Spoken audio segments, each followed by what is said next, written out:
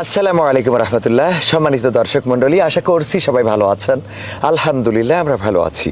দর্শক, দাঁড়িয়ে আছি যশোর পুলের হাট আদ্দিন সকিনা মেডিকেল কলেজের মাঠে, এবং মেডিকেল কলেজের পিছনেই এই মাঠটা, যেই মাঠে ঐতিহাসিক তাফসিরুল কোরআন মাহফিল বাস্তবায়িত হতে যাচ্ছে জানুয়ারির 1, 2 এবং 3 তারিখ 2025। এই 1, 2 এবং 3 তারিখের মাহফিলের যে মাঠ, সেই মাঠে দাঁড়িয়েই আজকে আপনাদের সামনে এসেছি। আর আমার ডানে বামে যারা রয়েছে আপনারা দেখতে পাচ্ছেন যে সবাই আপনাদের পরিচিত, তবে আমি একজনের নাম বলবো, রাকিব হাসান, যাকে সবাই এক নামে চেনেন, ফ্যামিলি এন্টারটেইনমেন্ট এই চ্যানেলের যিনি স্বপ্নদ্রষ্টা শুধু নয়, বরং এই চ্যানেল দিয়ে যিনি গোটা বাংলাদেশ এবং বাংলা ভাষাভাষী মানুষের কাছে সমাদৃত, সব শ্রেণী পেশার মানুষের কাছে এবং সব বয়সের মানুষের কাছে সমাদৃত, আমাদের সেই রাকিব ভাই আমার পাশে রয়েছেন। আজকে আমরা রাকিব ভাই এবং আমাদের আরও অন্যান্য ভাইরা রয়েছেন, তাদেরকে নিয়ে এই মাঠ থেকে আপনাদের কাছে এসেছি এই জন্যে যে আমরা মাহফিলের কিছু আপডেট আপনাদেরকে জানাতে চাই। আমরা দেখাতে চাই পাখির চোখে আপনাদের এই মাঠ, এবং এই মাঠে কোথায় বসবেন, কিভাবে বসবেন, পার্কিং কোথায় করবেন, কিভাবে করবেন, সব কিছু আমরা দেখাবো। তো তার আগে আসুন আমরা এই মাহফিল নিয়ে একটু আমাদের রাকিব হাসান ভাইয়ের ওপিনিয়নটা একটু জেনে নিই। ভাইজান, আপনার কাছে আমি জানতে চাইবো যে আদ্দিন ফাউন্ডেশন, বিশেষ করে আমাদের প্রিয় স্যার ডাক্তার শেখ মহিউদ্দিন, উনি এত বড় বিশাল একটা আয়োজন করতে যাচ্ছেন, যেটা 3 দিন ব্যাপী মাহফিল হবে। এবং 3 দিন ব্যাপী মাহফিলের প্রথম দিনে থাকবেন আল্লামা মামুনুল হক এবং থাকবেন শায়েখ আব্দুল হাই মোহাম্মদ সাইফুল্লাহ ভাই। দ্বিতীয় দিন থাকবেন মুহতারাম আমির হামজা এবং আমাদের রফিকুল ইসলাম মাদানী। আপনার মুখস্থ হয়ে গেছে। তৃতীয় দিন বলেন কে থাকবে? তৃতীয় দিন থাকবে আমাদের আজহারি সাহেব, যিনি সুদূর মালয়েশিয়া থেকে এখানে চলে আসবেন। এবং অবশ্যই বাংলাদেশের যুব সমাজের জন্য ওনাকে আমরা যদি একটু স্টাইল করে বলি, এটা ক্রাশ, যুব সমাজের ক্রাশ প্লাস আইডল বলা যায় মুসলিম যুবকদের। এবং অবশ্যই মুসলিম উম্মার জন্য উনি বেশ ভালো কাজ করে যাচ্ছেন। আর আলহামদুলিল্লাহ আমি নিজেও একজন ওনার ভক্ত।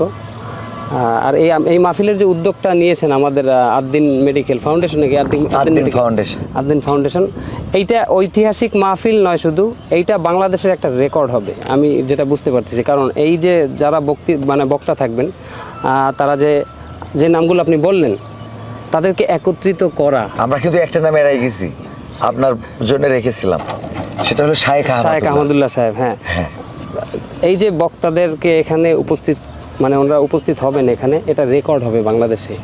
এই বক্তা সমুদায় ওনারা একত্রে মনে হয় এভাবে হয় নাই আগে কখনো, আমার জানা মতে। তো এইটা নিঃসন্দেহে বাংলাদেশের জন্য একটা মাইল ফলক হয়ে যাবে আমাদের ইসলামিক আর কি বলো মানুষের জন্য, মুসলিম উম্মার জন্য। আলহামদুলিল্লাহ। কেমন কি রাকিব ভাই, আজকে কয়েকজন হিন্দু বললো যে এই মাহফিলে তারা আসবে, মানে পরিচিত হিন্দু, তারা বললো যে এই মাহফিলটায় যে একটু ইতিহাস হতে চায়। অবশ্যই এখানে আসলে হিন্দুরাও আসার জন্য আগ্রহী এই কারণে, এখানে তো আসলে শুধুই যে ইসলামের পথে ডাকা বা ইসলামিক আলোচনা এটা না, এটা তো অনেক সমাজের অনেক সমাজের অনেক অসঙ্গতিকে তুলে ধরা হবে এখানে। আচ্ছা, এবং ভালাইয়ের পথের জন্য আসলে ইসলামী যে শুধু ইসলাম যে হিন্দুদের জন্য বিপরীতমুখী হবে এরকম না, ভালাইয়ের জন্য সবাই তো একত্রিত হবে, সবার জন্য ভালাই দরকার। আর এই ভালাই নিয়েই তো কথা হবে এখানে। জি, সেটাই। আপনি এখানে এসে মোটামুটি মাঠটা দেখেছেন, যেটা আমাদের পাখির চোখে তথা আমাদের ড্রোন দিয়ে কিন্তু গোটা মাঠটা আমাদের কথার সাথে দেখানো হচ্ছে। তো যে মাঠটা আপনি দেখলেন, আমার মনে হয় যে যদি আমরা স্টেজে যাই, তাহলে আপনি স্টেজে গেলে আরও মনে হয় ভালো দেখতে পারবেন। তো আমরা স্টেজে যাওয়াটাই মনে হয় ঠিক হবে। একটু কথা বলতে ভাই, আপনার সবাই চেনে, আপনার আলাদা করে পরিচয় করার কিছু নেই।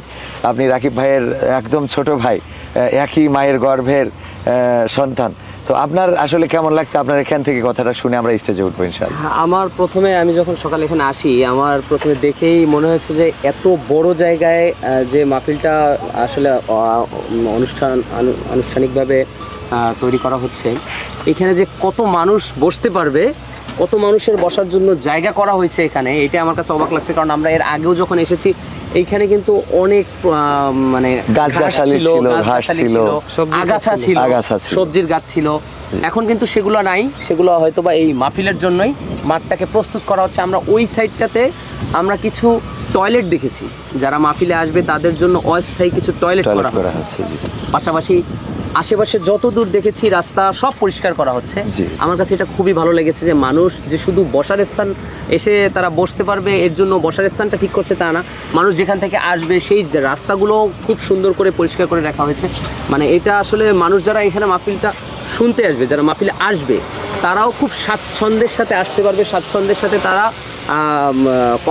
কমফোর্টভাবে বসতে পারবে এবং বসে তারা মাহফিল উপভোগ করতে পারবে। এটা আমার কাছে খুব ভালো লাগছে আর কি আসার সাথে। আলহামদুলিল্লাহ। তো এই মাহফিলের আয়োজক আপনি, আপনারও পরিচিত, বা বিশেষ করে আমাদের ডাক্তার শেখ মহিউদ্দিন স্যার, মানে উনাকে আপনি কিভাবে দেখেন? যে আল্লাহ পাক এই মাহফিলের মাধ্যমে তাকে উত্তম বদলা দান করুক। আসলে তিনি এত মানুষকে এই দিনী মজলিসের ব্যবস্থা করে দিচ্ছেন, এইটা তো আল্লাহ পাক নিজ হাতে ওনাকে উত্তম প্রতিদান দান করবেন। এবং আমরা পাশাপাশি আমাদের যে তার প্রতি যে সম্মান আর শ্রদ্ধা ছিল, আসার পরে এই মাঠ এবং এই আয়োজন দেখে আসলে তার প্রতি সম্মান আর শ্রদ্ধা আরো অনেক গুণ বেড়ে গেছে। আলহামদুলিল্লাহ।